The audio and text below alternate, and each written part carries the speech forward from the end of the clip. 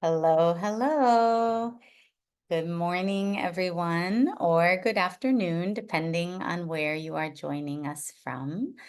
Um, I'm Erin, and I'm here for our two-part series on emotion regulation in preschool and TK classrooms. So thank you so much for joining. And let's just take a moment. I'm just going to take a moment, let people kind of get get online, get settled in. Today's session is focusing on Start with the Heart, which is one of our curricula that supports all levels of learners and including pre-K.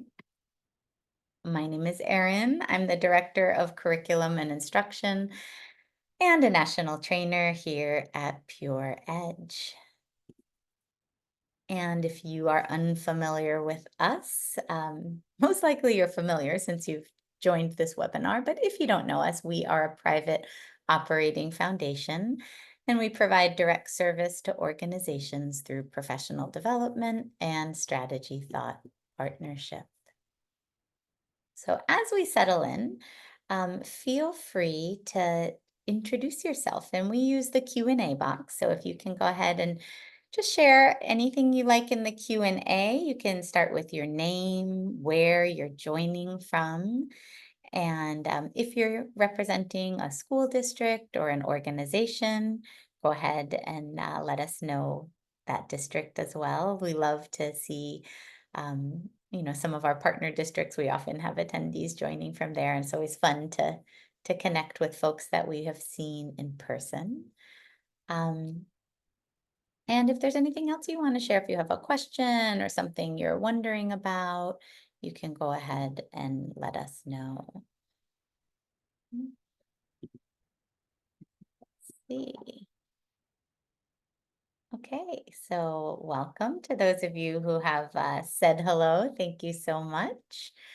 All right, Carrie from San Diego. I was down in San Diego last year, so happy to have you here.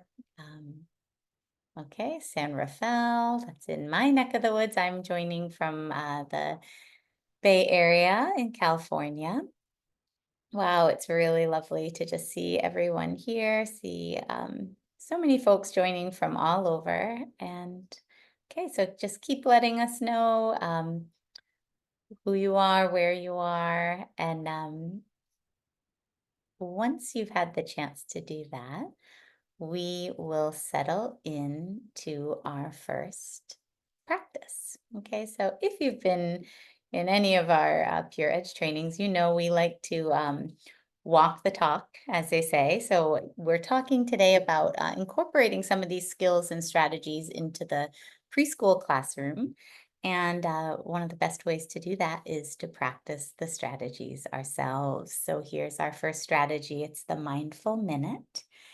And as you prepare for the mindful minute, I'm going to invite you to just take a moment and just look around your space. Okay, so just turning your head to one side, turning your head to the other side, just taking note of the space that you're in. If there's any adjustments you need to make to that space, go ahead and make those adjustments. And then some attention to where you're sitting. So just sitting in any comfortable position. If you're in a chair, it is nice to have your feet flat on the floor, legs not crossed. Hands can rest in your lap or at your sides. If you're in a different setup, just making sure you feel comfortable and your eyes can be open or closed.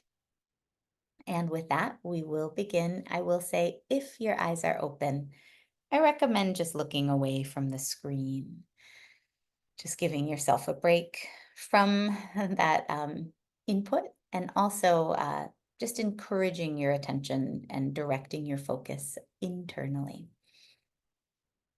Okay, so eyes open or closed, comfortable sitting position. Just over the next few moments, invite your attention to settle on your breathing.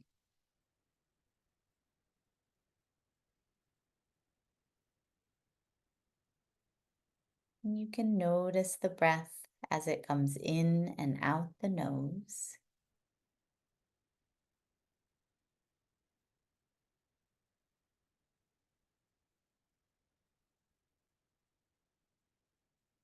You, you simply cannot do this wrong. All you're doing is noticing. You might notice the pace of your breathing, whether it feels fast or slow.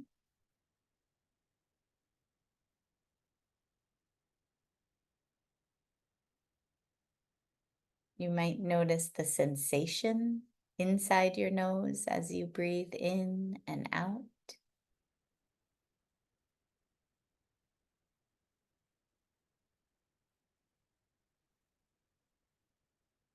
And if you're having a hard time focusing your attention, just noticing that, right? That's okay. That's normal. That's what happens when we try to focus. Sometimes it takes some practice.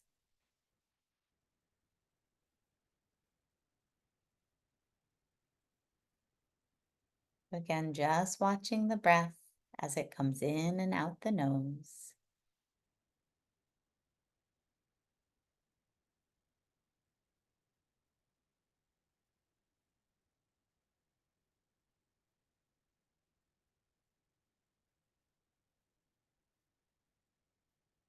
And now shifting your attention. So shifting the attention from the breath to the heartbeat.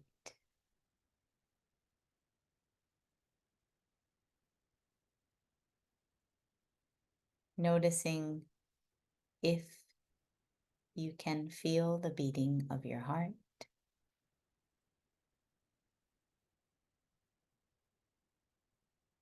And noticing where you feel that heartbeat.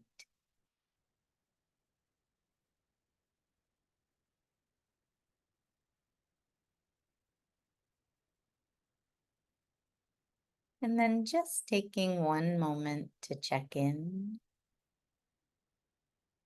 with yourself. So just checking in, noticing what your level of energy is like this morning or this afternoon.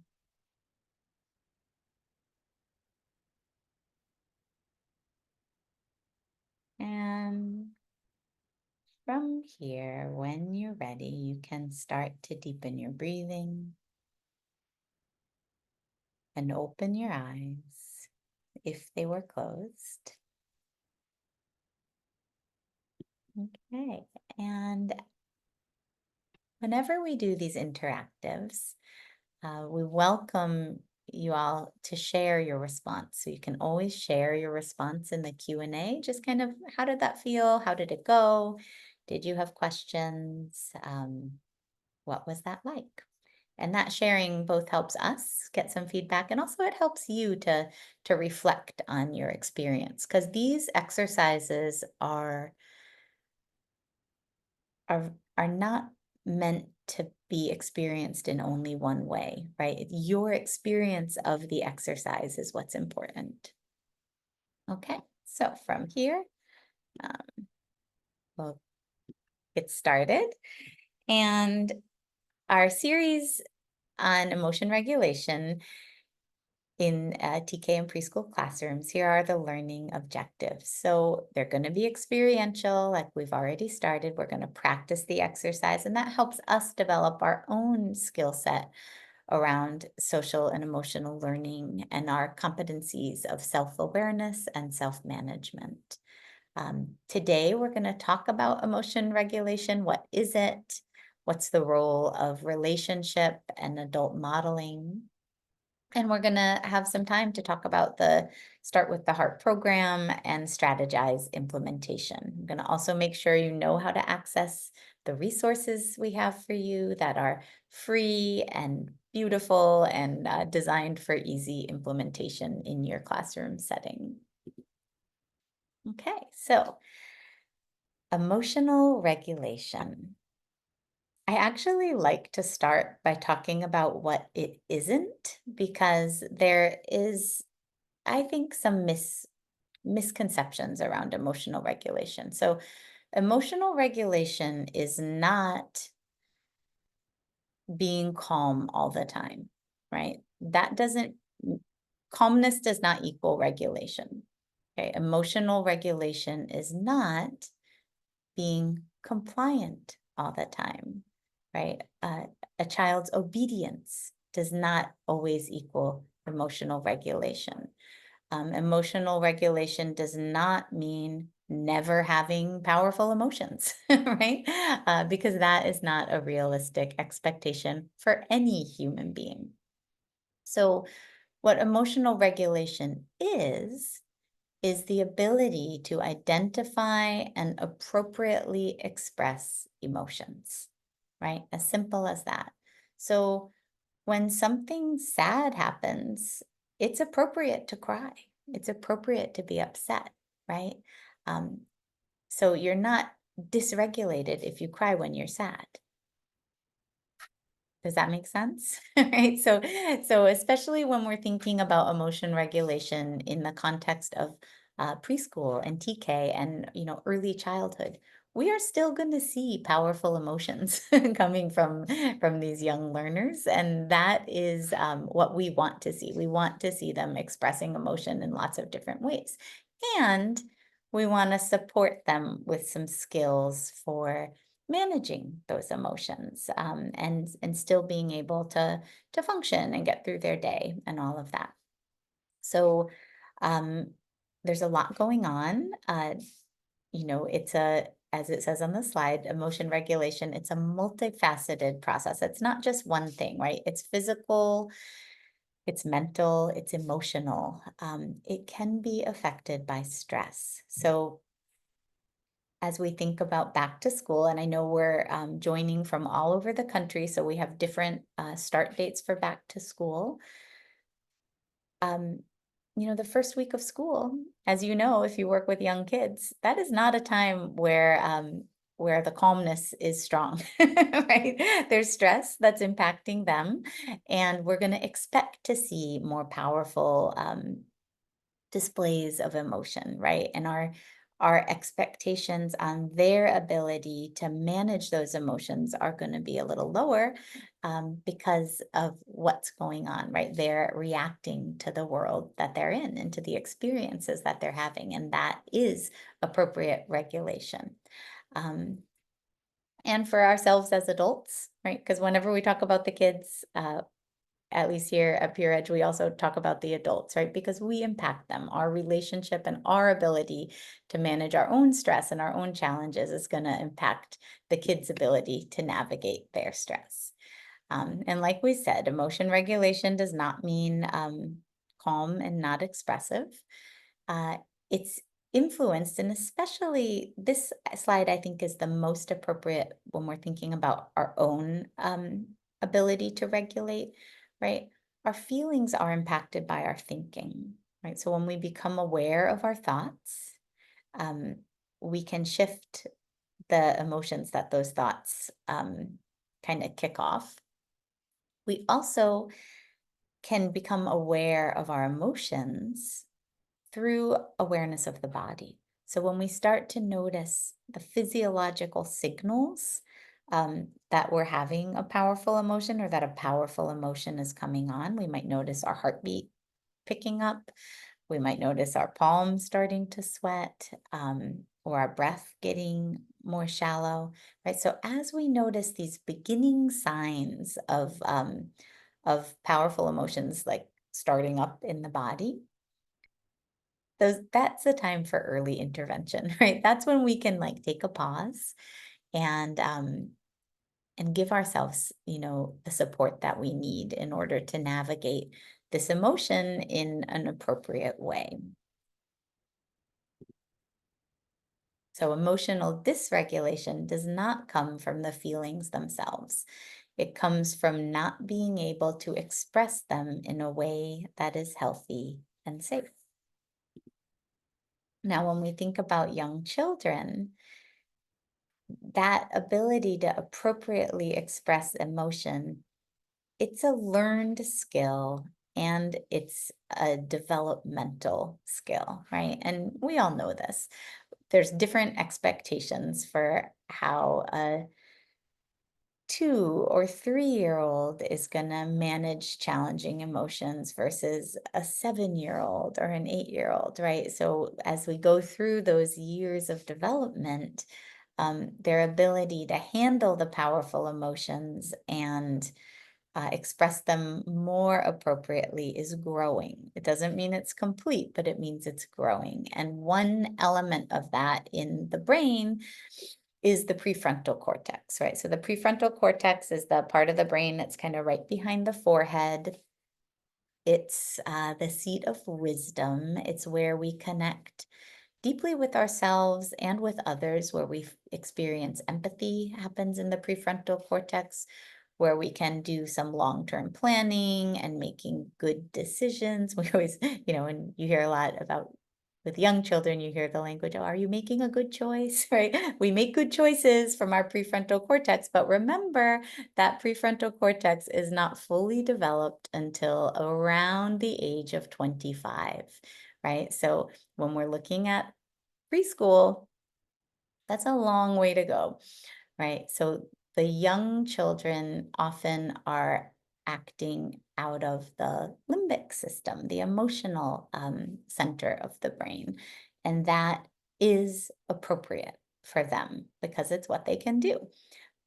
And we can still support them to develop their connection to their prefrontal cortex.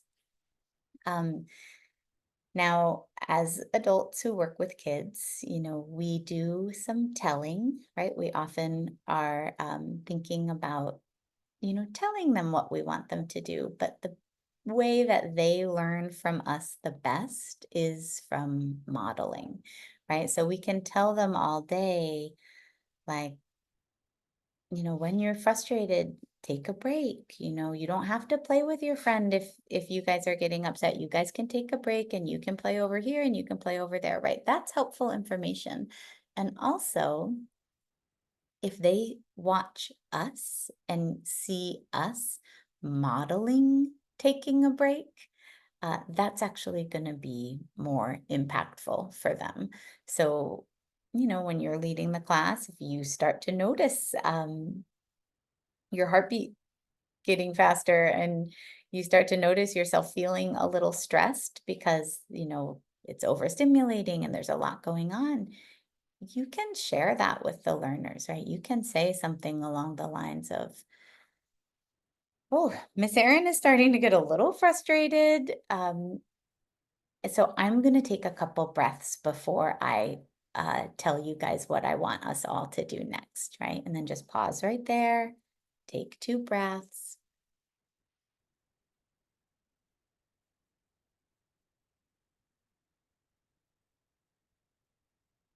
And then give the instruction that you want to give to the learners, right? And then they're going to see in that moment, first of all, the breaths are going to help you. The breaths are going to help you feel better. Second of all, they're going to see you using your breath to help yourself calm down and respond instead of react to a stressful situation. And, they absorb that and they're going to see that that's how we do things. And then they'll start practicing and trying it out themselves. Um, and again, this slide is just reiterating what I just said. When we can meet our own challenging emotions with compassion for ourselves, right? And with acceptance, we can then model that for the kids. And that's going to benefit us and them. Okay, time for another practice. So this is a favorite with really with all levels. I've taught this one, to groups of principals and they love it, but it's wonderful for young kids. When we do breathing with young children, one of the most helpful things to do is find ways to make it concrete and ways to make it engaging. So we do that through using the imagination, we do that through using props. And with starfish, we do that through using a sense of touch. So we actually use the one of our or both of our hands. So you can hold up a hand and bring the opposite finger to the base of the thumb, right? And then you're simply going to trace the outside of the fingers as you breathe in and out. So starting from the bottom, breathe in and trace that thumb with the tip of the finger. And then breathe out and let the finger go down. Breathe in, second finger, breathe out. Breathe in,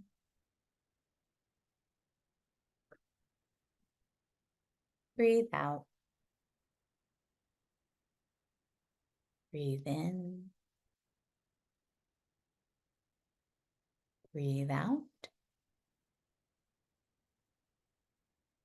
Breathe in and out. And then just letting your hands come down to your lap and take a moment to notice how you feel. So that one is really lovely. Um, Pro tip, it's a good one to do before snack or mealtime, right? And you can also check if they've washed their hands, right? If hands look clean before we eat, Starfish can help you see that. Okay, so if you haven't gotten the message so far, any social and emotional learning skills and strategies and practices that we do for young children, we also need to do for ourselves, right? Children are keen observers and often notice and react to the stress or anxiety of their parents, caregivers, peers, and community, right? They pick up on this stuff. They're human beings, right? It's a survival strategy, right? Because humans, we need each other to survive and we need each other to be safe. So kids are learning to engage with the folks around them and to pick up on the signals. And because the kids are going to be so attuned to us, our self-care is going to help both us and them. Now, when we talk about self-care, I always like to say, just to highlight that this is not meant to make anybody feel bad, right? It's not meant, sometimes self-care is a challenge, and sometimes there's real reasons why it's difficult for us to be able to do the things we need to do for ourselves. And so when you're facing those kinds of obstacles, just accept it for what it is. Self-care is going to look different on different days, and it's going to look different at different times in your life. What we're hoping to do with our work and in these webinars is really to just encourage you to take, even if it's just a couple of minutes, right? If you can find 2 or 3 minutes to take a few deep breaths and check in with yourself, that's a start for self-care. So it can be as simple as that. What happens when we over time are able to kind of fill our well, fill our reservoir, our self-care reserves, when we feel full and supported in our self-care, then we have a greater ability to be responsive instead of reactive during stressful situations. And anybody who works with large groups of young children know it's really joyful and it's also really stressful, right? It's just it's a never-ending stream of needs and requests and things that you are responsible for as the adult in the room. So when we can kind of fill our own bucket, as they say, we're going to be better able to support the kids in our care. At Pure Edge, the strategies that we share, and in our Start with the Heart curriculum that we're going to talk about in a few minutes, um, the strategies we share are simple, right? We utilize breathing, movement, and rest. And these three strategies can really make a world of difference.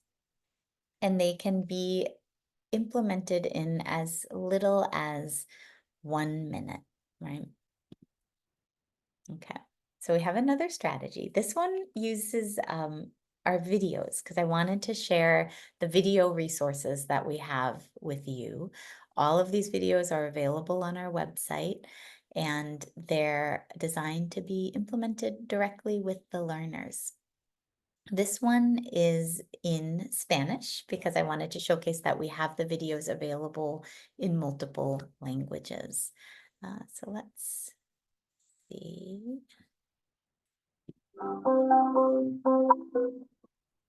Brazos de animales, mariposa. Inhale, levante sus alas de mariposa hacia el lado y exhale para cerrar sus alas de mariposa. Inhale, extienda las alas de la mariposa y exhale y cierre las alas de la mariposa. Inhale, abra sus alas, exhale, cierre. Inhale, las alas se abren. Exhale mientras las alas se cierran.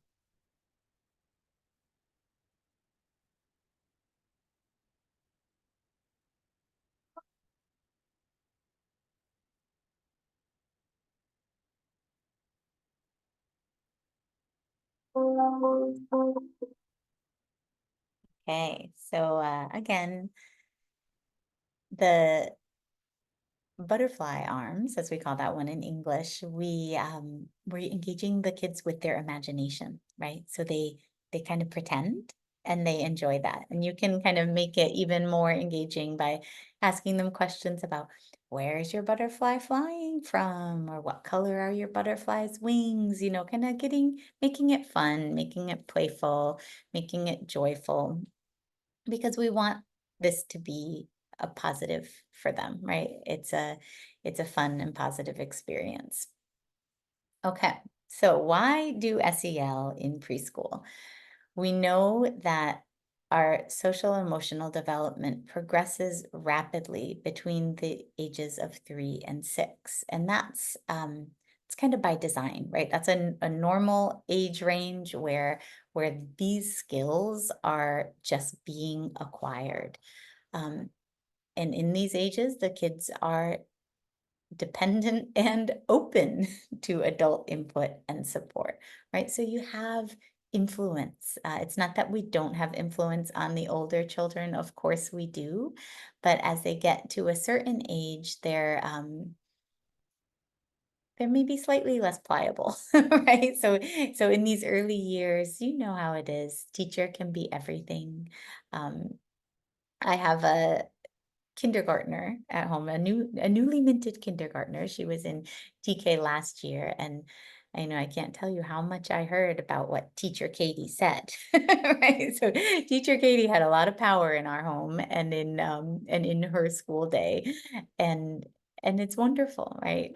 So we can utilize that power for good, right, and support them in developing some of the skills that they need. Um, the environment is influencing their development, like we already talked about. They're scanning the environment, they're picking up on cues. And so the consensus is that it's a valuable time to practice SEL skills and to teach them, and that it's really important to focus on it. And I didn't include the stat in here, but from what I can gather, I read that 49 out of 50 states have SEL standards for preschool. So pretty much agreed that that's a good time to engage with some of these skills, and that it's going to help the kids in their educational pathway.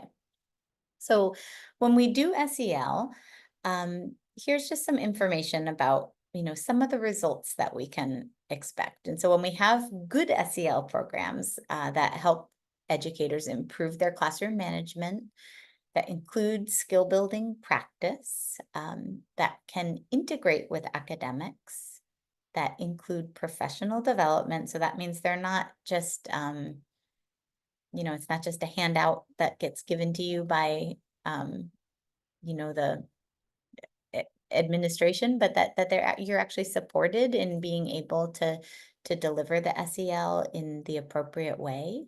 And also very important, especially at this age, when our SEL skill building practice also engages with family, because we know SEL is delivered across multiple contexts. The family input is really going to be valuable and supportive. So when all of those things are in place, some of the immediate results that we can see with good quality SEL programming is that we see improvement in following directions, paying attention, persisting in challenges. We enjoy school more, right? Because when we can meet the demands that are put upon us, then we feel good and we have a positive experience instead of getting a lot of negative reinforcement. And then our behavior problems go down. Those are the short-term results, and those are all, really wonderful, especially if you're a teacher trying to, support a diverse classroom of learners with many different needs. Um, and it's also helpful to keep the long-term results in mind, right? So over time, as these kids age and grow up and get into the society and the world, right, we see positive mental health from kids who have had good SEL programs, higher rates of graduation, productive employment, reduced risky behavior, and more civic engagement, right? So who wouldn't want that?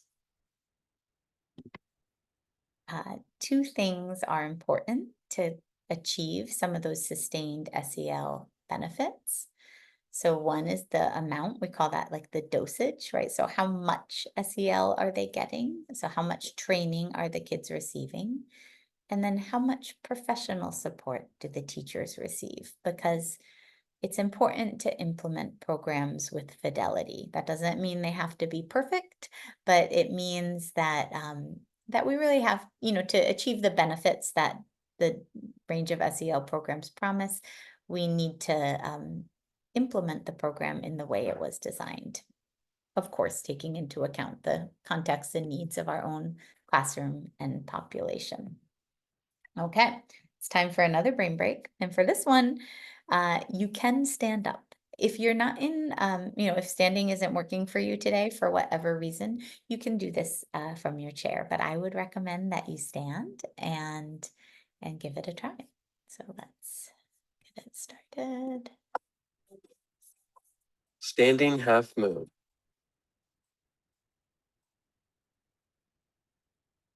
Inhale to raise the right arm over your head, and then exhale, lean over to the left side, sliding the left arm down the outside of the left leg.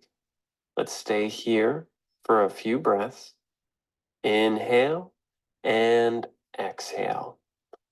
If you find that your side body muscles get tired, you can rise up a little bit. And if you feel you want more, you can go down a little bit too. Good. Inhale and exhale.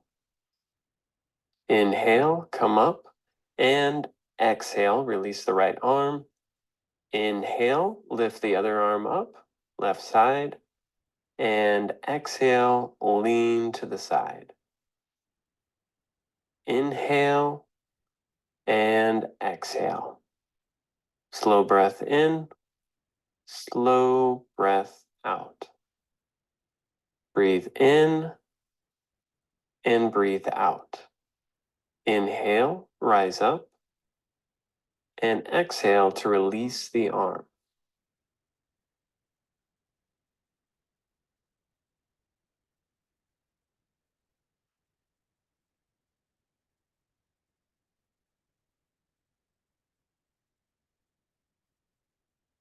Okay, so making your way back to your seat if you haven't done so already. And again, feel free to share in the Q&A how that felt, how that went for you, any questions you might have about it. And now we're going to get into our programming. So, our focus is on Start with the Heart, but I wanted to also mention our Brain Breaks program because as you get into the website and explore, you're going to see both of these programs available to you. And the Brain Breaks and Start with the Heart are really closely connected, especially at the preschool level. So our brain breaks are breathe, move, and rest brain breaks. Each brain break takes between 1 and 5 minutes to practice or teach. It comes with videos, there's a brain breaks manual and an implementation guide. So there's one specifically for pre-K, also applies to TK, which just gives you some ideas about when to utilize the brain breaks. And we recommend, for all of these, we recommend daily implementation. So we really do recommend that you practice these brain breaks every day. Just making them part of your routine is going to benefit both you and the kids. Now, Start with the Heart took our Brain Breaks program, and really the goal of the Start with the Heart program across all grade levels, because we have Start with the Heart available for pre-K all the way up through 12th grade. The goal was to really support teachers in ease of implementation. So what we did for Start with the Heart is it's utilizing all the same resources, but we help folks kind of plan out their implementation of the brain breaks, because we found folks were having a challenge around like, well, which one do I start with? Which one is what's good? What's a good one to, use with this age group? So we made a schedule. It's as simple as that, and I'll walk you through it.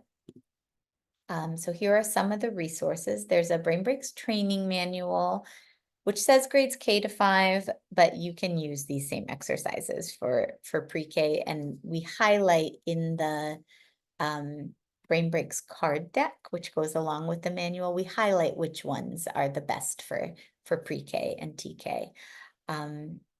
Most of them will be fine. You'll see some of them are a little more complicated. So if it feels too complicated, your kids, right? That's probably not the one to choose.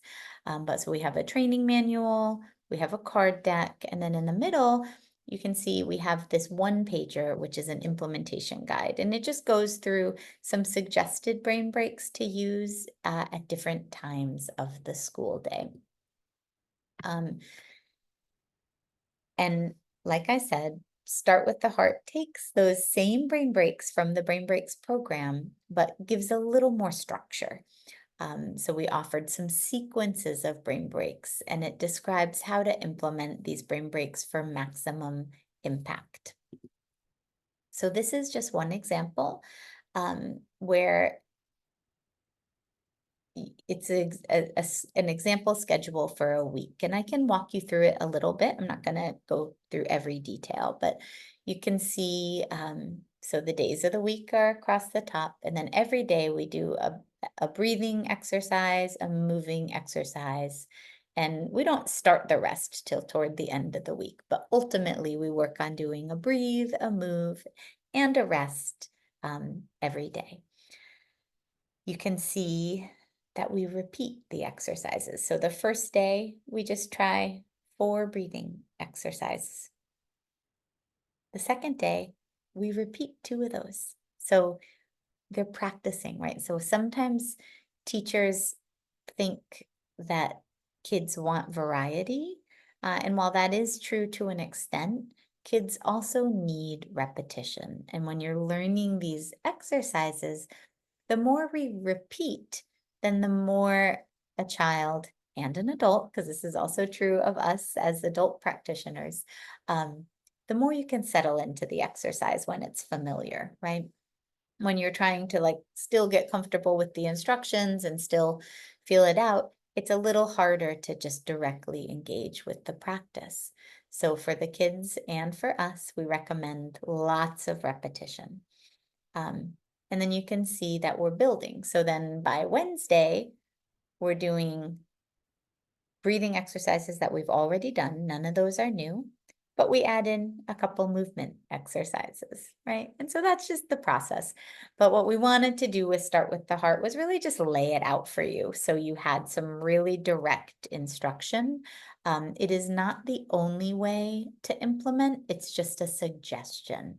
So again, you can choose the exercises that you think you feel the most comfortable with and that you think your learners will connect to. But we wanted to give folks some concrete guidance because that's what was really asked of us. People felt like it was, they just wanted a little support in how to get started. Here are some suggested times to implement the brain breaks. You know, if you only have time for one, my recommendation is arrival or departure. So, um, helping kids with that transition from home to school and or from school to home, I think is really huge. I know many of you serve learners from all walks of life, and we just don't know what's gone on at home, right? We don't know if we had a good night's sleep, if we didn't have a good night's sleep. We don't know if we're hungry.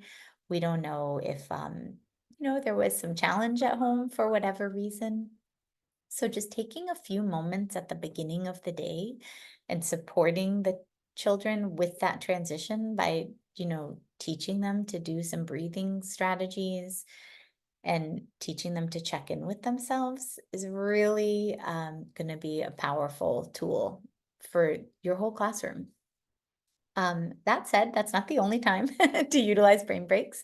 Um, Sometimes, like I know, I've seen it's very common, to come in and do some free play and then join in and do a large group and circle time. And so that would be a great time to implement. Really, any time you see that's going to work for you in your classroom is what we recommend. Um, our tips for implementation. Really, the number one tip I can say is consistency, right? So being consistent as we do and incorporate these strategies and practices, because we're skill building, right? And so they're not going to develop the skills if we don't practice. So I think the easiest is to just do it every day, have it be part of your routine. You can choose one time during the day, you can choose a couple of times during a day, but the more consistent you can be, the more responsive the kids will be. We talked about when. So start small, then build. That just means that you want to do less, right? Less is more. You don't have to do every single exercise that's in the book on the first week. Start with a couple, repeat those. When the kids master those, build on that and add in another, right? So repetition is your friend. And then being comfortable with the exercises yourself so that you feel confident leading them. You can lead with your own voice, and I think the kids will respond really well to that. You can also use the videos that we've created to support implementation in the classroom, and I've seen those work wonders as well. I think that doing a little bit of both might be the best, right? Because they really love it when their teacher leads, and I think something special happens in the class when the teacher is using their voice to support the kids in doing their breathing, moving, and resting strategies. And at the same time, the videos are lots of fun and they can support the kids to do some of the exercises that you might not feel as confident directing. It's also nice, and I know many of you have this already, it's nice to have a calming corner somewhere in your classroom, right? So like a physical place in the classroom where kids can go if they need to take a break. Things that can support that process are having some soft textures, something that feels nice, right? A mind jar, which is like a glitter jar, that they can kind of shake and watch the glitter settle down. We use breathing balls, which are those Hoberman spheres that kind of expand and contract. So that's a tool that's in our Brain Breaks manual. We talk about how to use the breathing ball to support breathing, and then the kids will really love it and they'll be drawn to that as well. Including some posters or some of the Brain Breaks cards for the kids. There's pictures on them so they could copy some of the movements. Those are all recommendations. And these are two different calming corners that came from the same school district. Oh no, different school districts, but what I liked about them is that they showed the range, right? There's the one with the big carpet and all the plants and lots of decoration, and that teacher just happened to have the space to do that in their classroom. It's lovely, it was beautiful, and it really supported the kids. There was another teacher who didn't have that same kind of space, but she made do with a little mat, right? So she just put a little mat down. She had a special light and a poster, and the kids still utilize that space. So it doesn't have to be elaborate to be successful. But dedicating some physical space in your classroom is, again, another way to model for the kids how to prioritize their well-being and take a break when they need to. Okay, so this is our last brain break for today. And this one we call attitude of gratitude. So I'm gonna just invite you to come into any comfortable sitting position. And you can do this one with the eyes open or closed. It's up to you. So what I'm gonna ask you to do is call to mind someone or something that you feel grateful for. Right? And it can be anyone or anything.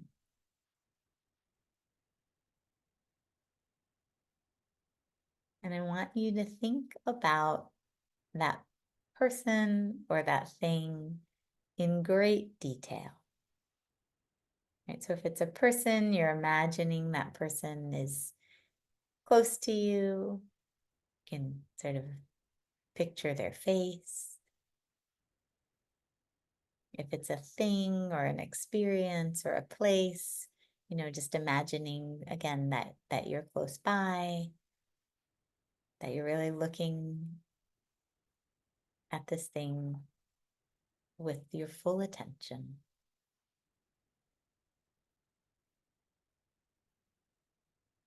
And as you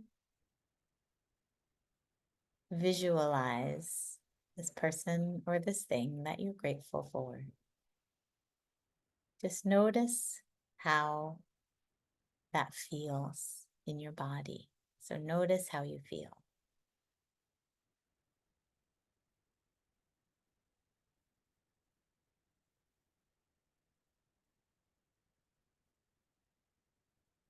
And we're going to do that one more time. So I'm going to invite you to think of another person or thing that you're grateful for. And again, just bringing that person or that thing or that experience to mind with as much detail as you can.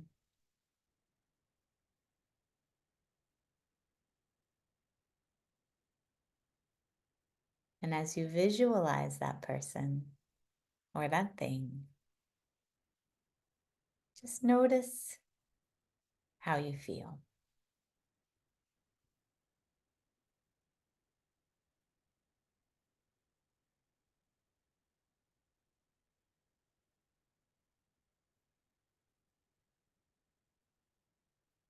And when you're ready, you can open your eyes if they closed. And again, just go ahead and feel free to share in the Q&A.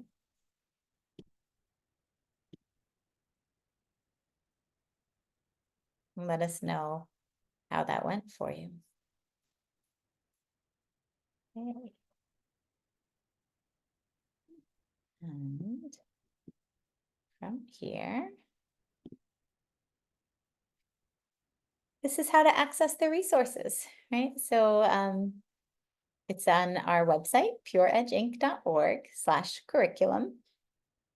There's a small form you fill out to access the curriculum on our website, and it's all free.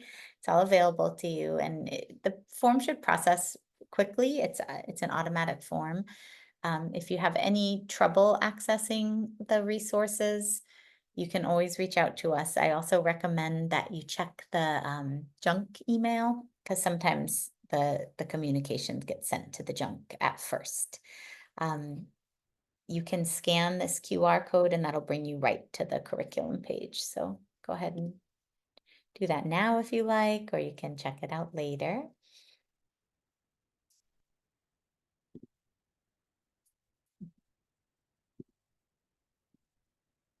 And again, on our website, we have this video library, tons of animated videos.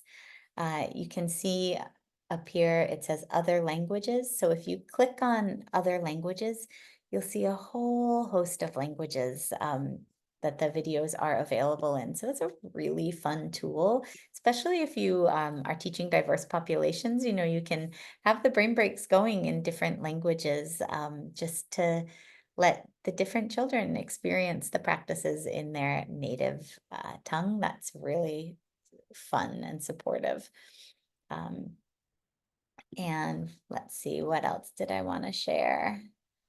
That's it. So the rest of the time is yours. If you have questions, you can go ahead and put them in the Q&A box. If you don't have questions, thank you so much for joining. We're gonna continue the conversation on Wednesday, and we're going to talk about one of our newer resources, which comes from the Flourish curriculum, and I'm excited to share some of those resources with you all as well.